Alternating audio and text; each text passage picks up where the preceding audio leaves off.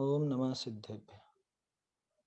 मंगलमय मंगलकरण वीतराग विज्ञान, नमो ताहि जाते भय अरहंतादि महान। करि मंगल करि हों महाग्रंथ करण को काज, जाते मिले समाज सब पावे निज पद राज। मोक्ष मार्ग प्रकाशक ग्रंथ पर हमारी चर्चा चल रही है और निश्चयाभासी का प्रकरण हो चुका है। अब हमें देखना है व्यवहाराभासी का प्रकरण। मैंने पहले भी कहा था कि निश्चयाभासी का प्रकरण जितना समझने लायक है उससे ज्यादा समझने लायक व्यवहाराभासी का प्रकरण है, क्योंकि कहीं ना कहीं व्यवहार का पक्ष हमारे हृदय में रहता ही है। और व्यवहार का पक्ष होना गलत नहीं है, व्यवहाराभास का पक्ष होना गलत है। व्यवहार का पक्ष तो सम्यक दृष्टि जीव को होता है, क्योंकि हमने पिछली चर्चा में देखा भी था कि वास्तव में तो व्यवहार वही संभव है कि जहां पर निश्चय हो। एक पंक्ति मैंने आपको बताई थी, व्यवहार में निश्चय गर्भित होता है। रहस्यपूर्ण चिट्ठी की पंक्ति थी, टोडरमल जी साहब ने लिखा था वहां पर कि व्यवहार में वो निश्चय गर्भित होता है। उसका अर्थ क्या था कि व्यवहार में निश्चय गर्भित होता है, माने कि जहां व्यवहार है वहां निश्चय तो होगा ही होगा। अगर बिना निश्चय का व्यवहार है तो गड़बड़ है। निश्चय अकेला हो सकता है, व्यवहार अकेला नहीं होगा। आया समझ में? असली की बात कर रहे हैं अपन। असली व्यवहार तो कभी बिना निश्चय के होगा ही नहीं, है ना। बिना व्यवहार के असली निश्चय तो हो सकता है। जैसे निश्चय धर्म जो वीतरागता आदि कही जाती है, तो उसका बाहरी रूप भले ना हो, जैसे कि अरहंतों के, सिद्धों के, इनके कोई व्यवहार अपने को नजर आता नहीं है। व्यवहार धर्म माने जिसे हम व्यवहार से धर्म कहते हैं, वो उनके नजर नहीं आता, लेकिन उनके वो वीतरागता रूप असली निश्चय धर्म तो रहता ही है। लेकिन व्यवहार धर्म अगर है और निश्चय धर्म नहीं हो तो फिर वो व्यवहाराभास कहलाता है। और चक्कर यही पड़ता है, हमें क्या लगता है कि बाहर का कुछ करके, बाहर कुछ क्रिया करके, और हम सोचते हैं कि हाँ अब धर्म हो गया है। जैसे पिछली चर्चा में भी हमने बात की थी, बहुत से लोग कहते हैं ना कि अब और क्या करें, इससे ज्यादा कर तो रहे इतना। सुबह से उठ जाते हैं, मंदिर चले जाते हैं। हम तो इतनी जल्दी उठ करके और मंदिर चले जाते हैं, अंधेरे में ही चले जाते हैं। क्या देखो, दर्शन वगैरह करने में तो समस्या नहीं है, लेकिन सूर्योदय के पहले मंदिर की क्रियाएं नहीं होती है। मंदिर की क्रियाएं माने जो भी पानी वगैरह छानने का, या समझ लो प्रक्षाल आदि का, अभिषेक वगैरह का जो भी काम है, पूजन आदि है, वो सूर्योदय के पहले वर्जित है। क्यों? सूर्योदय के पहले का काल क्या कहलाता है? रात, है ना। सूर्यास्त से लेके सूर्योदय तक रात्रि काल है ना। जिसके रात्रि भोजन का त्याग होता है वो सूर्यास्त के बाद तो भोजन नहीं करता, लेकिन क्या सूर्योदय के पहले कर लेता है क्या? जब सूर्योदय के पहले नहीं कर सकता तो सूर्योदय के पहले मंदिर की क्रियाएं भी नहीं होती, है ना। दर्शन वगैरह में कोई समस्या नहीं है, दर्शन करने जाओ कोई दिक्कत नहीं है, वहां पे शांति से चुपचाप दर्शन कर लो, है ना। जो भी स्तुति वगैरह आपको करनी है वो कर लो, भाव पूजन आप कर सकते हो। लेकिन दूसरी दूसरी खैर वो चीज अलग है। अपना विषय तो ये है कि हम सुबह से उठ करके ये सब काम करते हैं, पूजन भी कर लेते हैं, प्रक्षाल आदि भी कर लेते हैं, उसके बाद समय ज्यादा है तो विधान वगैरह भी कर लेते हैं, स्वाध्याय भी हम करते हैं, अष्टमी चतुर्दशी के व्रत वगैरह सब करते हैं, 10 लक्षण अष्टानी का जो भी हमारे धर्म पर्व हैं उनमें सारी क्रियाएं करते हैं। अब और क्या करें, हो तो गया धर्म, और कैसा धर्म होता है? इसको कहते हैं व्यवहाराभास। आया समझ में? उस क्रिया को करके वो समझता है कि मैंने धर्म कर लिया। आया समझ में? वो क्रिया क्रिया क्या है? वो क्रिया है जैसे केला आपने खरीदा, कोई भी फल खरीदा, फल क्या चीज है उसमें बताओ? असली फल क्या है? असली फल तो वो है जिसको आप खाओगे, है ना। अब मान लो वो तो आधा ही निकलता है, वो तो उसमें आधा ही निकलता है। जैसे छिलके हटा दिए आपने, केले के छिलके हटा दिए, तो अंदर का जो उसका गुदा है, अंदर का जो दल है उसका, वही है ना असली फल तो। और ऊपर का छिलका कि वो छिलका है। लेकिन जब आप खरीद के लाए उसको केला बोल करके लेके आए, उसे आपने केला बोला कि नहीं बोला? उसी को देख करके पहचान की ये अच्छा केला है, ये बुरा केला है ना? जो भी फल का उदाहरण ले लो, है ना, एक उदाहरण लिया मैंने तो केले का, किसी को आम पसंद हो तो आम का ले लेना। क्या ऊपर से ही तो देखा ना आपने, वो छिलके को ही तो देखा ना, उस छिलके को ही नाम दिया है। उसके अलावा आपने जो कीमत दी है, जो पैसे दिए हैं, वो पैसे भी उस छिलके समेत के ही है ना। वो छिलका भी तोल में ही आया ना, है?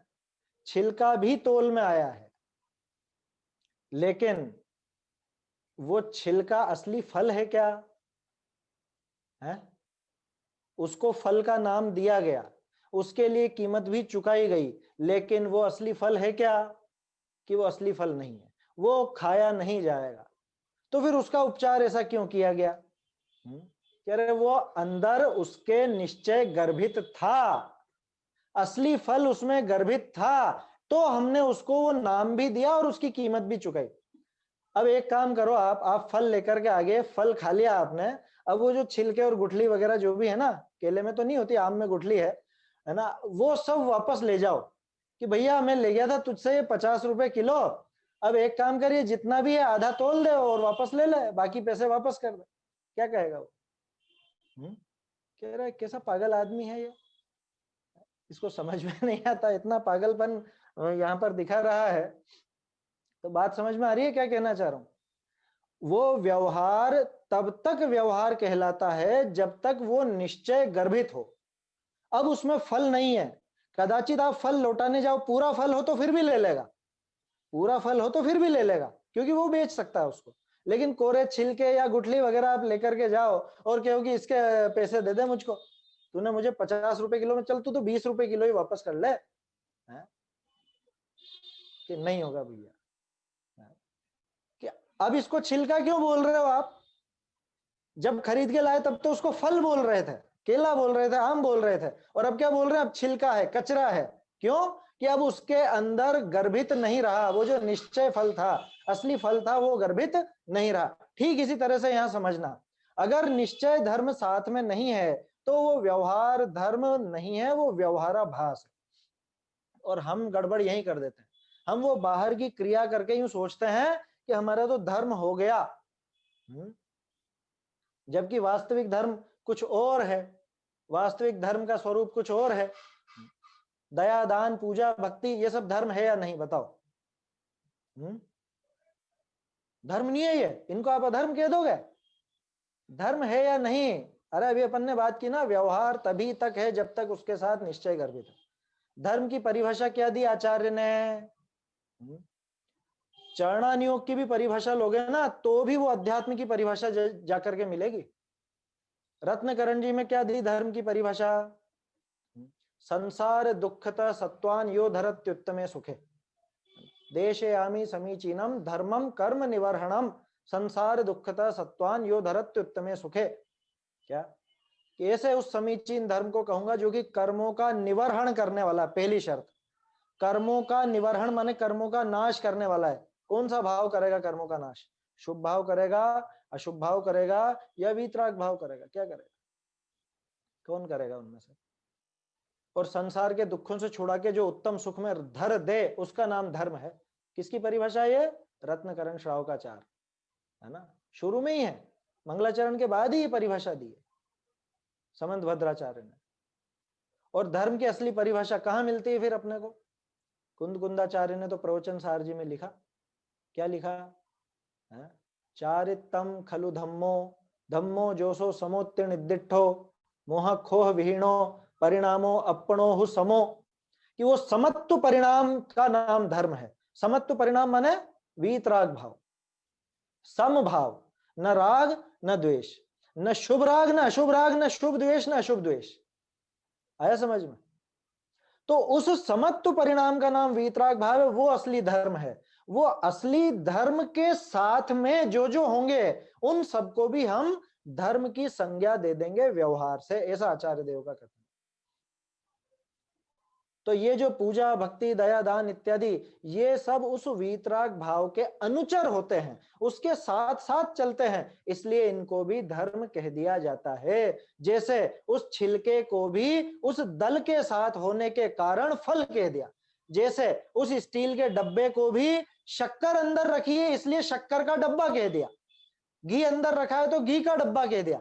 नहीं तो कौन सा डब्बा है दुनिया में जो घी से बना हुआ है बताओ, या शक्कर से बना हुआ है? वो उसमें गर्भित होता है, निश्चय अगर उसमें गर्भित है तभी जाकर के वो व्यवहार व्यवहार है, नहीं तो व्यवहाराभास। और ये बीमारी बहुत भयंकर रूप से लग जाती है ना, तो वो हमको विचार करना चाहिए। अब इस व्यवहाराभास के अनेक भेद कहे हैं, किस किस प्रकार से व्यवहाराभास चलता है। व्यवहाराभास में एक तो अपन सीधे से समझ लें, बाहरी क्रियाओं की मुख्यता ये व्यवहाराभास में होती है। क्यों? क्योंकि बाहरी क्रियाएं वास्तव में तो धर्म नहीं है, लेकिन असली धर्म के साथ साथ चलती हैं, इसलिए इनको भी व्यवहार से धर्म कहा था। लेकिन इसने क्या किया, असली धर्म को तो पकड़ा नहीं, और ये जिनको कहा था उनको ही असली समझ बैठा, तो बस वो हो गया व्यवहार। बारात आती है ना, दूल्हे का स्वागत ज्यादा होगा कि दूल्हे के साथ जो आते हैं उनका स्वागत ज्यादा होगा? कि भाई जो वर के साथ है ना, वर के साथ है तो बारात है। अब वर के साथ है तो बारात नाम पा रही है, ठीक है, सम्मान करेंगे उसका, कोई दिक्कत नहीं। लेकिन गड़बड़ क्या हुई, व्यवहाराभास में क्या गड़बड़ हुई है कि बाराती बाराती का ही स्वागत किया जा रहा है, उसी का ही सम्मान हो रहा है। वर तो रह गया एक तरफ, वर तो भूखों मर रहा है, उससे कोई नहीं पूछ रहा क्या खाना है क्या नहीं खाना है, और सब उन्हीं की आवभगत में लग गए। अब वो बेचारा घोड़ी पे बैठा बैठा सोच रहा है मैं क्या करूं यहाँ पर। ये स्थिति असली धर्म की।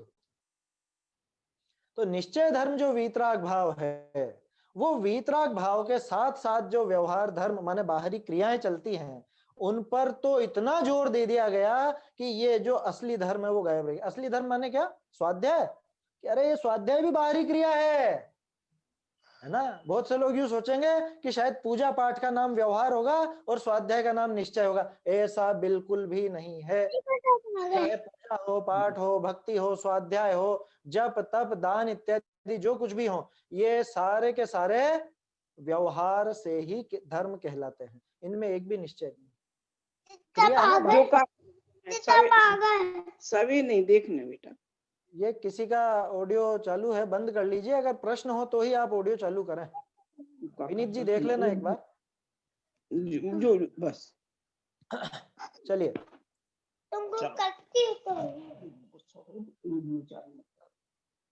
ऑडियो म्यूट कर लीजिए सभी, अगर किसी का चालू है मेरे ख्याल से पीछे से। चलिए ऑडियो म्यूट कर दीजिए, कम चालू।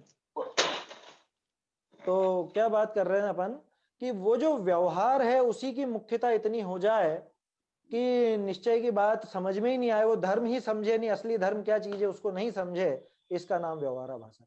अब शुरू में टोडरमल जी चेतावनी दे चुके हैं कि भैया यहाँ असली धर्म का स्वरूप बताएंगे, तो उसमें जो धर्म नहीं है उसका निषेध सुनकर कोई बाहरी अपने शुभ भाव रूप जो क्रियाएं होती हैं, पूजा पाठ भक्ति आदि, उनको छोड़ बैठेगा तो खुद का बुरा करेगा।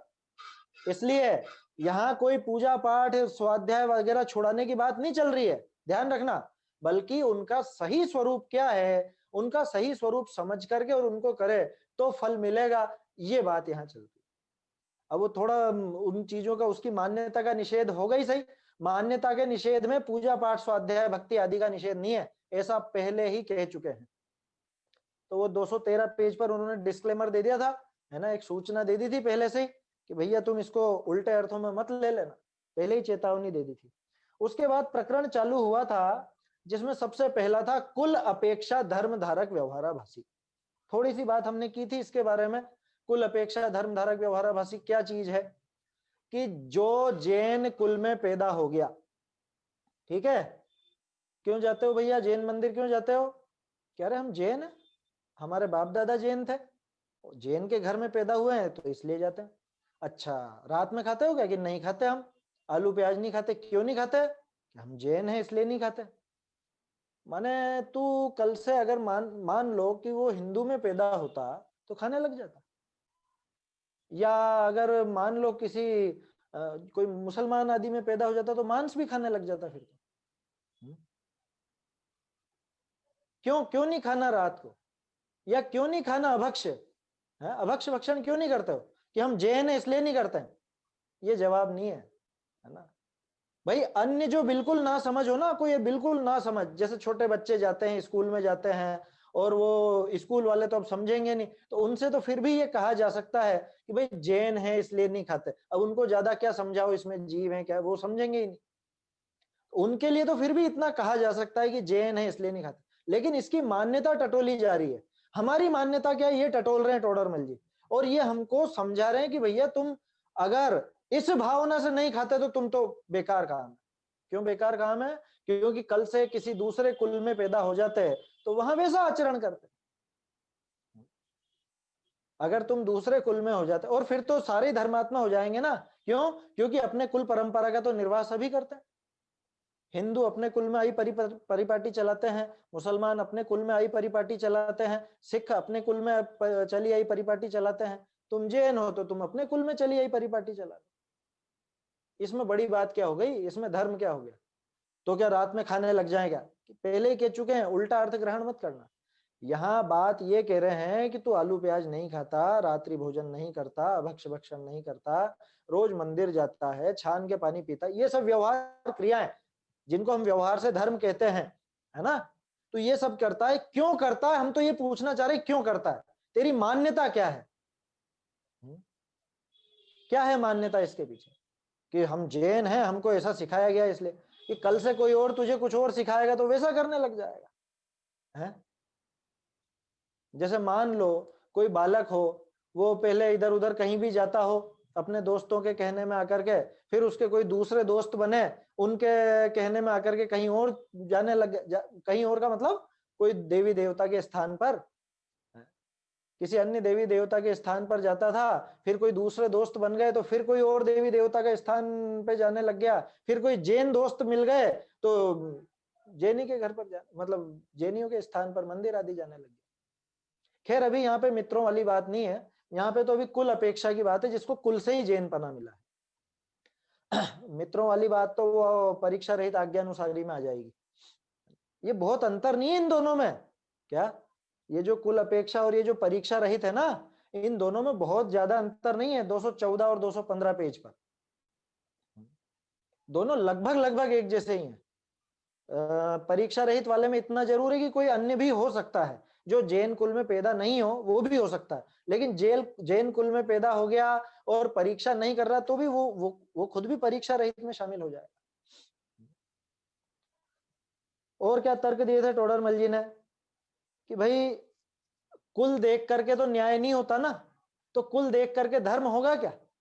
क्या मतलब कि जैसे बहुत से लोग ऐसे हैं, अभी कुछ जनजातियां इस तरह की है जिनका खानदानी पेशा क्या रहा है? ठगना, चोरी करना, ऐसा खानदानी पेशा रहा है, खानदानी काम ही ऐसा है, चोरी करते हैं, पूरी जाति की जाति चोरी करती है, गांव का गांव ही चोर है, चोरों की बस्ती है जैसे, है?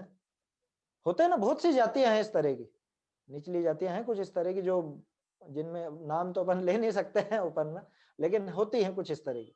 तो अब अगर क्या करे, पुलिस छोड़ देवे उनको कि इसने डाका डाला है या इसने हत्या करी है, तो छोड़ दो। क्यों छोड़ दो? कि इनके तो कुल परंपरा से चली आ रही है, छोड़ दिया जाएगा? नहीं छोड़ा जाएगा। तो यहाँ पे कैसे न्याय होगा कुल परंपरा से? अच्छा, और कुल परंपरा वाली बात अगर सच्ची मानोगे तब तो फिर आपके सारे के सारे धर्मात्मा जीव कहलाएंगे। क्यों कहलाएंगे? कि आप केसर फूल चढ़ाते हो कि नहीं चढ़ाते हो? नहीं चढ़ाते। क्यों? कि हमारे कुल में नहीं चढ़ता, शुरू से नहीं चढ़ता। और दूसरा चढ़ाता है, वो क्या कहता है कि हमारे शुरू से चढ़ता आ रहा है। तो दोनों ही धर्मात्मा, ये भी धर्मात्मा वो भी धर्मात्मा। आपके घर में क्या क्या चीजें खाने की आती हैं आपकी कुल परंपरा से, तो वो आप उस हिसाब से धर्मात्मा, और किसी के यहाँ कुछ और आता हो तो वो उस हिसाब से धर्मात्मा, सभी धर्मात्मा हो जाएंगे। ऐसा तो नहीं है ना।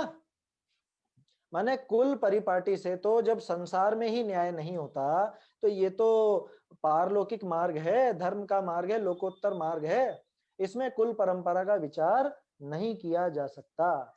इसलिए धर्म में कुल क्रम का कुछ भी प्रयोजन नहीं है। इसमें इसी पैराग्राफ में एक तर्क और दिया था टोडरमल जी ने कि भाई पुराणों में देखते हैं अपन कि पिता तो नरक गया और पुत्र मोक्ष गया, अथवा पुत्र नरक गया, पिता मोक्ष गया, ये सब परिपाटियां चली है ना। तो अगर कुल क्रम का अनुसरण करना हो फिर तो जैसे तुम्हारे बाप दादा गए हैं कहीं नरक में गए तो सभी नरक में जाओ, फिर तो कोई मोक्ष में नहीं जाएगा उसको। आदिनाथ जी के कुल में सभी मोक्ष गए क्या? है? सभी तो नहीं गए मोक्ष। आदिनाथ जी के साथ उनके जाने कितने रिश्तेदार दीक्षित हुए थे, वो भ्रष्ट हो गए थे। 4000 तो एक साथ वो राजा ही हुए थे, उनमें खुद के रिश्तेदार भी थे। राम जी का वंश देखोगे ना तो राम जी के वंश में सुकोशल मुनिराज हुए, है ना, राम जी हुए और लक्ष्मण जी भी हुए। राम जी मोक्ष गए, लक्ष्मण नरक में गए। ठीक है, और बताऊं, उन्हीं के वंश में सौदास राजा हुआ, सौदास नहीं सॉरी अरविंद राजा, वो खून की बावड़ी बनवाई थी जिसने। खून की बावड़ी का किस्सा है ना ध्यान, छिपकली का खून गिरा था, वो थोड़ा सा उसके बीमारी शांत हुई, वो वाला किस्सा। पूरी कहानी नहीं सुनाना चाहता। तो कहने का अर्थ यह है कि वंश परंपरा से, कुल परंपरा से कोई धर्म नहीं चलता है ना। कितने ही पापी से पापी जीव भी उसी कुल में हो सकते हैं और बड़े से बड़े धर्मात्मा भी उसी कुल में हो सकते हैं। तो कुल के अनुसार तो धर्म में कुल क्रम का कुछ भी प्रयोजन नहीं। इसके आगे अपने को देखना है, बहुत सुंदर पंक्तियां हैं, 3 पंक्तियां। शास्त्रों का अर्थ विचार कर, यदि काल दोष से जिन धर्म में भी पापी पुरुषों द्वारा कुदेव कुगुरु कुधर्म सेवन आदि रूप तथा विषय कषाय पोषण आदि रूप विपरीत प्रवृत्ति चलाई गई हो तो उसका त्याग करके जिन आज्ञानुसार प्रवर्तन करना योग्य है। क्या ये बहुत बढ़िया पंक्तियां हैं और बिल्कुल अपना हृदय दृढ़ कर देने वाली पंक्तियां हैं। क्योंकि बहुत से कहते हैं अरे नहीं नहीं अपने तो ऐसा देखो खानदान में ऐसा होता आया है। अरे होता आया है, कब से होता आया है, कैसे होता आया है, थोड़ा विचार तो करो। अभी तो अपन खानदान की बात कर रहे हैं, यहां तो क्या लिखा, शास्त्रों का अर्थ विचार कर। सबसे पहली बात तो भैया शास्त्रों का अभ्यास करो। क्यों? क्योंकि वर्तमान काल में आगम ही चक्षु है। वैसे वो गाथा जो है आगम चक्षु साहू, साधुओं के लिए तो आगम ही चक्षु है, शास्त्र ही चक्षु है, ऐसा है। लेकिन मैं तो कहता हूं सिर्फ साधुओं के लिए क्यों, हमारे लिए भी तो यही बात है ना। हम भी किस हिसाब से प्रवृत्ति करेंगे, शास्त्रों के अनुसार ही तो प्रवृत्ति होनी चाहिए। तो शास्त्रों का अर्थ विचार कर, पहली बात। इसलिए स्वाध्याय बहुत जरूरी है। बिना स्वाध्याय के तो जैनी जीवित ही नहीं है। कैसे कैसे सद्वाक्य लिखे रहते हैं क्या, वो घर शमशान है जहां पे शास्त्र अभ्यास की परंपरा नहीं, शास्त्र स्वाध्याय नहीं हो, शास्त्र नहीं हो, वो घर तो शमशान जैसा। आया समझ में? मरे हुए ही हैं, सारे ही मरे हुए हैं। शास्त्रों का अर्थ विचार कर, यदि काल दोष से, काल दोष क्यों कह रहे हैं, क्या करें, हुंडा और सर्पिणी काल है ना। जैनी जैन धर्म के निंदक हुंडा और सर्पिणी जोरा, है ना। ध्यानत राय जी का है, पढ़ा होगा आप लोगों ने किसी ने तो, है ना। उसमें लिखा उन्होंने भाई काल दोष से जिन धर्म में भी, क्या करें अब ऐसी प्रवृत्तियां चल गई, हो गए ना, कितने कितने बट तो गए पंथवाद। पहले मूल में जैन धर्म था, जाति भी नहीं थी, धर्म था, जो अपनावे उसी का था। उसके बाद एक जैन कहलाने लग गए अलग से, फिर उसके बाद हो गए दिगंबर और श्वेतांबर 2000 साल पहले। फिर श्वेतांबर में भी तरह तरह के मत चले, उनकी अपने को बात नहीं करनी। दिगंबर में कई तरह के हो गए, 20 पंथ हो गया, 13 पंथ हो गया। फिर उसके बाद भी तरह तरह के झगड़े चल गए। क्या बहुत सी जगह 13 पंथ 20 पंथ नहीं है तो वहां पे निश्चय वाले और व्यवहार वाले का झगड़ा है ना। बुंदेलखंड और उधर ललितपुर साइड तो ऐसा ही चलता है, मैंने सुना है। और जगह अलग अलग है। तो ये सब चीजें चल गई ना, क्यों चली, कि इन दो में से दो मार्ग हैं अलग अलग, तो ये तो पक्की बात है कि दोनों सही नहीं हो सकते। अगर दो अलग मार्ग हैं तो ये निश्चित बात है कि दो सही नहीं हो सकते, क्योंकि अगर दोनों ही सही है तो फिर तो एक जैसे चलते हैं। एक बताता है कि जैसे समझ लो, एक उदाहरण ले अपन, एक छोटा सा उदाहरण, हवन करना। एक तो कहता है कि हवन करने में धर्म है, एक पंथ कहता है हवन करने में धर्म नहीं है, हिंसा है। तो दोनों में से एक ही बात सही होगी ना। तो अब क्या करें कि परीक्षा करो। परीक्षा की बात आगे आएगी, पहले तो बात यह है कि शास्त्रों का अर्थ विचार कर, वही परीक्षा है वास्तव में। यदि काल दोष से जिन धर्म में भी, ये बात क्यों उठाई अपन ने, जैसा अभी अपन ने हवन का उदाहरण लिया, एक छोटा सा उदाहरण आग का, तो वो अग्नि से वो हवन करने की पद्धति सही है या नहीं है? दोनों में से एक बात, दोनों में से एक बात सच्ची और एक बात झूठी है, ठीक है ना। अभी अपन ये नहीं बता रहे कौन सी सच्ची कौन सी झूठी, लेकिन एक तो है ना ऐसा। अब ये बताओ कि जैन मत में दोनों बातें कैसे आ गई? सच्ची बात तो चलो जो चली आ रही है वो चली आ रही है, झूठी बात कैसे आ गई?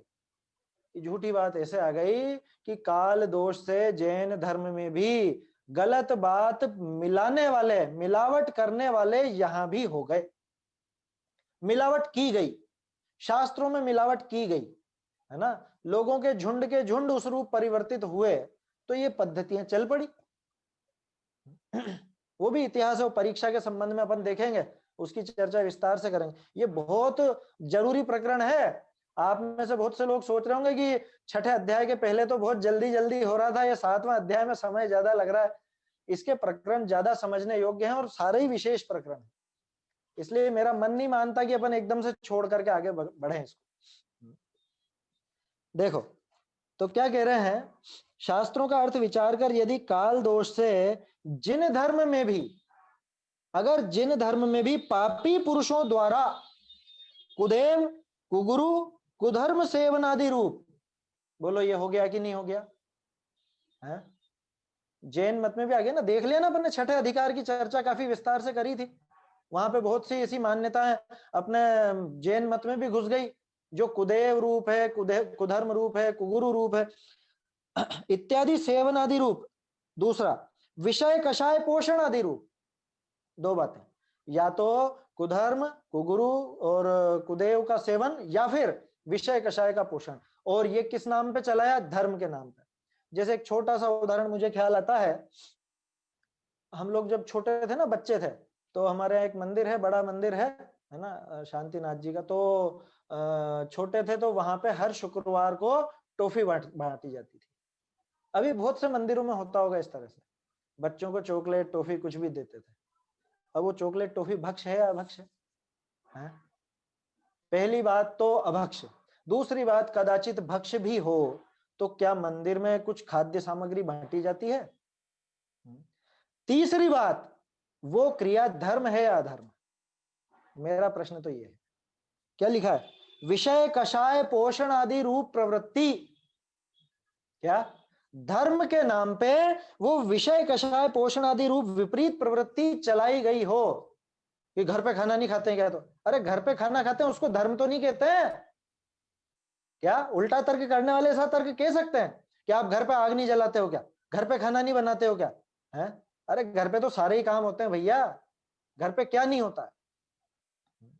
घर पे तो आपके लेटरिन बाथरूम वगैरह सब हैं, घर पे तो मरण मौत भी होती है, बच्चे भी पैदा होते हैं, और चीजें भी होती है। ये सारे काम क्या मंदिर में करने लग जाओगे? और घर पे भोजन करने को आप अगर धर्म कहते हो तो गड़बड़ है, लेकिन कौन कहता है घर पे खाना खाने को? कोई धर्म नहीं कहता। लेकिन अगर मंदिर में खाद्य पदार्थ बांटते हो या इस तरह की बात होती है और उसको धर्म नाम दिया जाता है, तो वो गड़बड़ है, वो विपरीत प्रवृत्ति है। आया समझ में?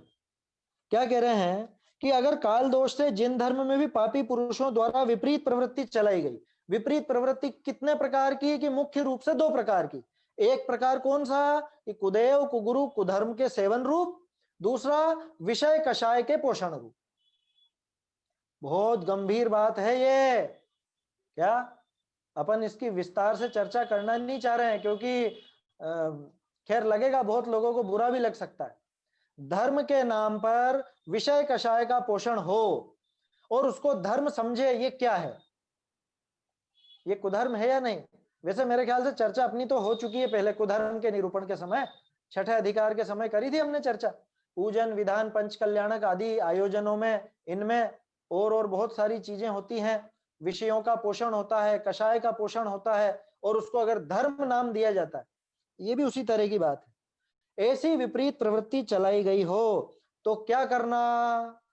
प्रवृत्ति को चलने देना। ये बात कहां से आ गई बीच में? ये बात इसलिए आ गई क्योंकि कुल प्रवृत्ति की बात चल रही है कि कुल में, जैन कुल में अगर ऐसी विपरीत प्रवृत्ति किसी ने चला दी, मान लो हमारे कोई बुजुर्ग बड़े बूढ़े ऐसे हो गए थे जिनको खूब विषय कषाय का खूब रस था, है बहुत वो विषय पोषण करते थे। क्या मतलब?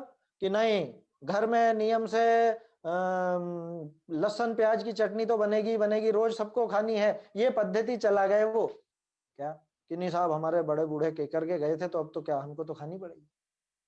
ये विषय कषाय का पोषण, एक उदाहरण लिया छोटा सा अपन ने, आसानी से समझ में आ जाए ऐसा। दूसरा कुदेवादी का, हमारे बड़े बूढ़े वहां जाते थे, कोई भी पैदा हो या बच्चे बच्ची हो या शादी ब्याह हो तो सबसे पहले इनको वहां पे दर्शन करा के लाओ, वो माता के जाने कौन सी माता है, पढ़े लिखे लोग जाते हुए देखे हैं, हमारे रिश्तेदार हैं बहुत से इस तरह के। क्या कुछ भी होगा घर में, नई बहू भी आएगी तो पहले वहां पे दर्शन कराने लेके जाएंगे, जो कुदेव है वहां पर। और ऐसी प्रवृत्ति चला गए साहब, हमारे परदादा जी जाते थे, हमको तो उन तक का ध्यान है, उनके पहले का ध्यान नहीं है। तो बड़े बूढ़े क्या मूर्ख थे क्या हमारे? ऐसा तर्क भी देते हैं बहुत से कि तुम नई नई बात बता रहे हो, बड़े बूढ़े क्या मूर्ख थे क्या हमारे? 50-60 साल पहले से चल रही है पद्धति, हम तो हमेशा से ही देखिए। अरे तू हमेशा से कितना हमेशा से है, तू कितनी उम्र है जो हमेशा से बोलता है? बड़े बूढ़ों को सुना है हमने ऐसा कहते हो, बड़े बूढ़े कितने हमेशा से हैं ये तो बताओ? 50 साल, 100 साल, 150 साल, इससे ज्यादा तो किसी के यहाँ पे भी जिंदा व्यक्ति नहीं है, क्यों? ये परिपाटी तो शुरू से ही चल रही है। शुरू से कब से? महावीर स्वामी से कि आदिनाथ जी से? कब से चल रही है परिपाटियां? मतलब जो खोटी पद्धति है उसकी बात कर रहे हैं अपन। कोई खोटी प्रवृत्ति चल पड़ी हो ऐसी, दो उदाहरण लिए अपन ने, दोनों का एक एक है ना, एक तो वो अन्य कुदेव देवी के जाने का और एक ये विषय कषाय पोषण का। ऐसी प्रवृत्ति अगर चल भी गई हो तो भाई बुद्धिमानी तो इसमें है कि उसका त्याग करना और जिन आज्ञानुसार प्रवर्तन करना योग्य है। जैसी जिन धर्म की आज्ञा है, जैन शासन में जैसा वर्णन है, उस अनुसार ही प्रवर्तन करना योग्य है, अन्य तो आप पाप में ही पड़ोगे। अगर जिन धर्म के अनुसार प्रवृत्ति नहीं चलाई तब तो पाप में ही पड़ोगे। अब उसका तर्क जो खड़ा होगा, उसके पहले ही टोडरमल जी ने प्रश्न रख दिया ना। ये टोडरमल जी की साइकोलॉजी देखो। अभी अपने दिमाग में क्या प्रश्न आया था कि हमारे बड़े बूढ़े क्या मूर्ख थे क्या? जो परिपाटी चली आई पुरानी, कोई कहे कि परंपरा छोड़कर नवीन मार्ग में प्रवर्तन करना योग्य नहीं है, कह सकता है। और कहते हैं लोग बात कि नई नई बात जाने कहां से लिया है, जाने कहां से लिया है नई बात। अब सुनो जवाब, कितना शोध खोज पूर्ण और साइकोलॉजी का जवाब है। उससे कहते हैं यदि अपनी बुद्धि से नवीन मार्ग पकड़े तो योग्य नहीं है। ठीक बात है भैया, अपनी बुद्धि से कोई नया चलाए ना तो उचित नहीं है। जो परंपरा अनादि निधन जैन धर्म का स्वरूप शास्त्रों में लिखा है, उसकी प्रवृत्ति मिटाकर पापी पुरुषों ने बीच में अन्यथा प्रवृत्ति चलाई, यहाँ एक संशोधन है, हो के स्थान पे तो कर लो, और ये जो कोमा है ना, कोमा चलाई के बाद लगा लो कि चलाई, तो उसे परंपरा मार्ग कैसे कहा जा सकता है। क्या कह रहे हैं कि भाई तेरी बात बिल्कुल सही है, नवीन पद्धति नहीं चलानी, बिल्कुल नहीं चलानी, लेकिन नवीन कौन सी और पुरानी कौन सी, इसका निर्णय कैसे करोगे? पहले जो पद्धति चलती थी हजारों साल पहले, उस पद्धति को मिटा करके किसी ने बीच में नई पद्धति चला दी। अब उसको भी चलते चलते 50-100 साल हो गए। तो अब ये बताओ कि पुरानी पद्धति कौन सी और नई पद्धति कौन सी? अब किसी व्यक्ति को शास्त्रों के अभ्यास से पता चला कि अरे पुरानी पद्धति तो ऐसी थी, ये पापी लोगों ने बीच में नई पद्धति चला दी, अब वो छोड़ना चाह रहा है, तो वो नई है क्या? है नई है क्या? वो नई नहीं है। नई तो ये बीच में जो चल गई थी वो है, ये जो गड़बड़ बीच में हो गई थी वो है नई पद्धति। तो वो व्यक्ति नया नहीं है या वो पद्धति नई नहीं है जो पुरानी लेकर के आया है, महावीर स्वामी का संदेश लेकर के बीच में फिर से कहने लगे, वो नई बात नहीं। मुझे ध्यान है बहुत लोग इस तरह की बातें करते हैं। हम लोग जब बच्चों की पाठशाला लेते थे तो लोगों के इसी तरह के विरोध हुआ करते थे, ये नई नई बातें सिखा रहे, नई नई बातें सिखा रहे। अरे कौन सी नई बात सिखा दी? जो हमारे आचार्यों ने बताई है, जो महावीर स्वामी का उपदेश है, उससे अलग हटके कुछ बताया क्या? उससे अलग हट करके अगर कुछ बताया हो तो नई पद्धति कहना, तो मत मानना। लेकिन अगर वही बात बताई जा रही है जो हमारे शास्त्रों में लिखी है, तो वो नई कैसे कहोगे? नई तो तुम ले आए थे बीच में खिलाने पिलाने की पद्धति। उदाहरण है छोटा सा, खिलाने पिलाने का जल्दी समझ में आ जाता है ना, इसलिए वो उदाहरण लेते हैं। कितनी बढ़िया बात लिखी है, जो परंपरा अनादि निधन, अनादि निधन महावीर स्वामी ने, अरे हम तो कह रहे हैं महावीर स्वामी ने भी कोई नई नहीं चलाई। महावीर स्वामी ने कौन सी पद्धति चलाई? जो आदिनाथ जी ने चलाई वो। और आदिनाथ जी ने कौन सी नई चला दी? उन्होंने तो जो अनादि काल से हमारे तीर्थंकरों ने बताई है वही पद्धति उन्होंने बताई है, चलाई वलाई है ही नहीं। हमारे यहाँ तीर्थंकर धर्म को बनाने वाले नहीं होते हैं, धर्म बताने वाले होते हैं। धर्म के प्रवर्तक कहलाते हैं, प्रवर्तक, निर्माता नहीं कहलाते अपने यहाँ। आया समझ में? ये तो ध्यान है ना अपने को सबको, भाई हमारे यहाँ धर्म के प्रवर्तक, आदि धर्म प्रवर्तक आदिनाथ जी, ऐसा अपन कहते हैं क्या?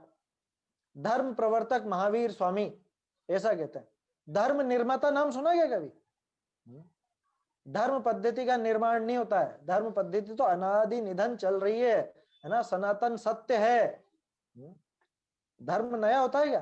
पहले भी कई बार बात की हमने, जो भी नया कहे वो झूठा है। नया कहने वाला झूठा है, क्योंकि जैन धर्म में नया नहीं होता है कुछ। नए उदाहरण हो सकते हैं, नया ज्यादा से ज्यादा कहने का तरीका हो सकता है, वस्तु स्वरूप नया नहीं होता। कल से मैं आपसे कहने लगूं देखो मैं नई बात बताता हूं आपको, नई बात बताता हूं तो झूठ बोलता हूं। आया समझ में? अरे सत्य कभी नया होता ही नहीं है। मैं आपको नई बात बता रहा हूं, सूरज पूर्व से उगता है, बोलो नया है? सत्य तो त्रिकाली होता है, शाश्वत होता है ना, उसमें नयापन नहीं होता। और जो उसमें नएपन की बात करे वो झूठ बोलता है। तो क्या कह रहे हैं, देखिए, यदि अपनी बुद्धि से नवीन मार्ग पकड़े तो योग्य नहीं है। जो परंपरा अनादि निधन जैन धर्म का स्वरूप शास्त्रों में लिखा है, उसकी प्रवृत्ति मिटाकर पापी पुरुषों ने बीच में अन्यथा प्रवृत्ति चलाई, है ना, चलाई, वाक्य खत्म, है ना, यहाँ कोमा आ जाएगा। तो उसे परंपरा मार्ग कैसे कहा जा सकता है? जो तुम कह रहे हो कि हमने तो ऐसी परिपाटी देखी है, यही चला आ रहा है, यही चलता आया है, यही होता आया है। सुना होगा आप लोगों ने भी इस तरह का तर्क, ऐसा ही होता आया है। अरे कब से होता आया है? ये परंपरा मार्ग नहीं कहलाएगा अगर गलत है तो।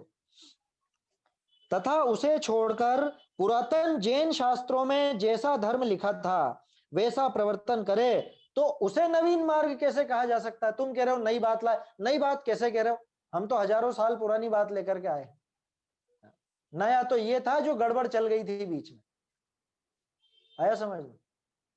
जैसे कल से कोई जिद करने लगे कि एक छोटा सा उदाहरण लेते हैं, भक्तामर स्तोत्र। भक्तामर स्तोत्र के साथ साथ ऐसे भी बीच में लिखे गए जिनमें भक्तामर के साथ यंत्र मंत्र तंत्र भी जोड़ दिए गए। ऐसे शास्त्र भी हैं, और कब से हैं? 200-300 साल से हैं। अब कोई कहे कि होता आया साहब, इसके साथ तो ऐसा होता ही आया, ऐसे मंत्र तंत्र की साधना तो करते ही हैं इसके साथ। अरे कब से करते हैं? 2000 साल से तो नहीं करते, ये तो अभी 200-300 साल में बीच में कोई लोभी पुरुषों ने, विषय कषाय के आश्रित, मतलब जिनको विषय कषाय ज्यादा पसंद है, उन लोगों ने इस तरह की पद्धति चला दी, तो उसको तुम परंपरा मार्ग कैसे कहोगे? और अगर आज अपन उसका निषेध करते हैं तो ये निषेध नया है कि ये पुरातन मार्ग है? परंपरा मार्ग तो यही है ना जो निषेध किया जा रहा है, क्योंकि हमारे यहाँ पर भगवान की स्तुति आदि करके कोई विषय कषाय का पोषण नहीं किया जाता, है ना। मुझे तो कितनी बार लगता है और कहता भी हूं कि सबसे ज्यादा दुर्गति हुई है भक्तामर स्तोत्र की, सबसे ज्यादा। इतना सुंदर स्तोत्र, इतनी बढ़िया स्तुति भगवान की, और लोगों ने उसको विषय कषाय का साधन बना लिया। ये वाला काव्य पढ़ो इससे ये बीमारी दूर हो जाएगी, ये वाला काव्य पढ़ो इससे ये समस्या दूर हो जाएगी। अरे तुम भगवान से भीख मांगने गए क्या? वहां पे स्तुति करने गए क्या? करने गए? वो भक्तामर स्तोत्र था, स्तुति थी, इतनी सुंदर स्तुति, गजब की, और उसकी ऐसी दुर्दशा कर दी लोगों ने। कुछ भी काम हो भक्तामर का पाठ, क्या है उसका अभिप्राय, क्या है पीछे उसका अभिप्राय, वो सब बताएंगे टोडर मल्ली। धर्म हो भी रहा है कि नहीं हो रहा है उसमें।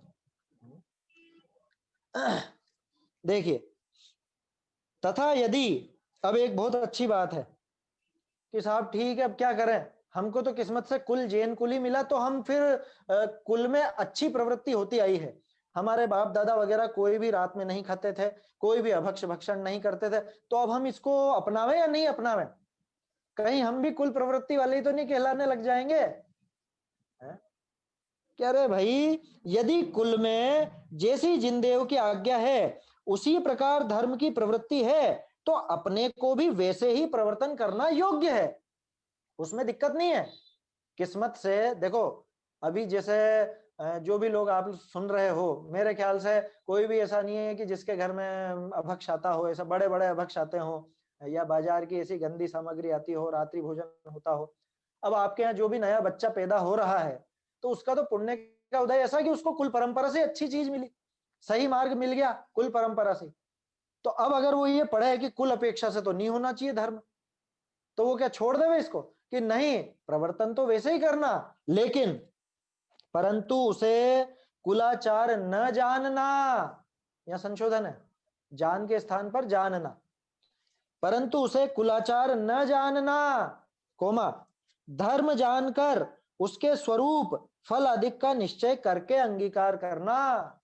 क्या कि वो तो अच्छी बात है कि तेरे कुल प्रवृत्ति से ही अभक्ष भक्षण आदि नहीं होता आया, रात्रि भोजन नहीं होता आया, छना पानी ही काम में लेते आए, या देव दर्शन आदि नियमित होता रहा, तो वो काम तो करना, लेकिन कुल पद्धति जान के मत करना। क्या मंदिर तो जाना, लेकिन इसलिए मत जाना कि मेरे पिताजी जाते हैं इसलिए भी मैं भी जाऊं। स्वाध्याय तो करना, लेकिन इसलिए मत करना कि हमारे खानदान में होती आई है इसलिए हम भी करें। क्या रात्रि भोजन मत करना, लेकिन इसलिए मत छोड़ देना रात्रि भोजन की हमारे बाप दादा नहीं खाते तो हम भी नहीं खाते, क्योंकि हो रहा है, वास्तव में हो रहा है। बहुत से परिवारों में क्या होता है, घर में तो कुछ भी नहीं बनता है ना, घरों में तो कुछ भी नहीं होता, लेकिन कि साहब ये बाहर तो खाते हैं, वहां पता चलता है कि ये जो घर में भी छोड़ बैठा है कुल अपेक्षा से छोड़ बैठा है। क्या कहना तो नहीं चाहिए, लेकिन क्या कहें, आजकल जो बड़े शहर है ना, जैसे इंदौर हो गया या जयपुर हो गया या और भी जो ऐसे बड़े शहर है, वहां अधिकांश इस तरह की प्रवृत्ति मिलेगी आपको जैनियों के घरों में। क्या कि साहब हमारे घर में तो रात्रि भोजन बिल्कुल नहीं होता, हमारे घर में तो आलू प्याज या भक्ष्य नहीं आता। अच्छा, और आपके बच्चे वहां ठेले पे खड़े देखे हमने, वो है कह रहे वो खाते हैं, उनके त्याग नहीं, लेकिन हमारे घर में तो घर में क्या वहां आके अचार डालेगा, क्या घर में क्या करेगा उसका, वो पद्धति तो वो बस वो एक लीक निभा रहा है, वो लीक क्या उस लकीर पे चल रहा है वो कि हाँ हमारे घर में नहीं आता तो घर में नहीं आएगा।